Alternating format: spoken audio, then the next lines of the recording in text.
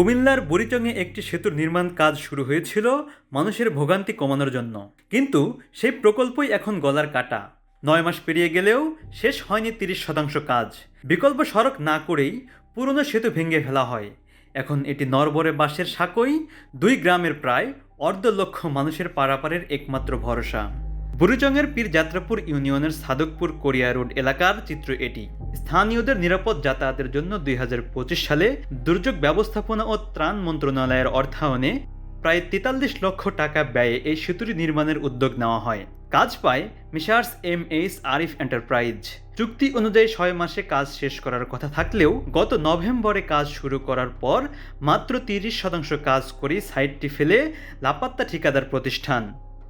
বিকল্প রাস্তা না থাকায় সবচেয়ে বেশি বিপাকে পড়েছে স্কুল কলেজের শিক্ষার্থী, বৃদ্ধ ও নারীরা। জরুরি অবস্থায় কোনো রোগীকে হাসপাতালে নেওয়াও এখন এক বিশাল চ্যালেঞ্জ হয়ে দাঁড়িয়েছে। কবে এই অবর্ণনীয় দুর্ভোগের অবসান হবে তা জানা নেই কারো। বিষয়টি নিয়ে বুড়িচং উপজেলা নির্বাহী কর্মকর্তা জানিয়েছেন, কাজে অবহেলার দায়ে এই ঠিকাদারি প্রতিষ্ঠানের বিরুদ্ধে ব্যবস্থা নিতে এবং নতুন ঠিকাদার নিয়োগের জন্য ঊর্ধ্বতন কর্তৃপক্ষের কাছে চিঠি পাঠানো হয়েছে।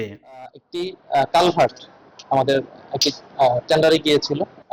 20%-এরও বেশি কাজ এখানে করতে পারেনি। আমরা ইতিমধ্যে একাধিকবার এটা মন্ত্রণালয়ে জানিয়েছি এবং ইতিমধ্যেই তার যে কাজের মেয়াদ শেষ হয়ে গেছে। আমরা মন্ত্রণালয়ে এরকম লিখেছি যে এটা জরুরি ভিত্তিতে রিটেন্ডারের মাধ্যমে নতুন ঠিকাদার নিয়োগ করে যেন দ্রুততম সময়ে এটা বাস্তবায়ন করা যায়। এলাকাবাসী অনেকটাই ভোগান্তির শিকার হচ্ছে বলে আমরা শুনছি। আমরা চেষ্টা করছি মন্ত্রণালয়ে যোগাযোগের মাধ্যমে এটি রিটেন্ডারের মাধ্যমে পুনরায় শুরু করার জন্য। এদিকে বর্ষা মৌসুমের আগে দ্রুত সেতুর কাজ পুনরায় শুরু করে জনদুর্ভোগ লাঘবের জোর দাবি জানিয়েছেন এলাকাবাসী। আমরা বিগত অনেকদিন যাবৎ এখান থেকে এই পোলটার কারণে আমাদের এই 2 গ্রামের মানুষের যাতায়াতের পথ অনেক কষ্টের মধ্যে আছে, ভোগান্তির মধ্যে আছে।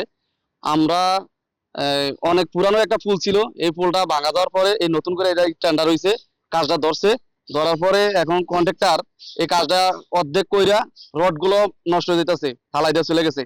2 গ্রামের মানুষ যাতায়াতের মধ্যে অনেক কষ্ট হয়, গাড়ি ঘোড়া যাওয়া আসা মানুষের অনেক কষ্ট হয়।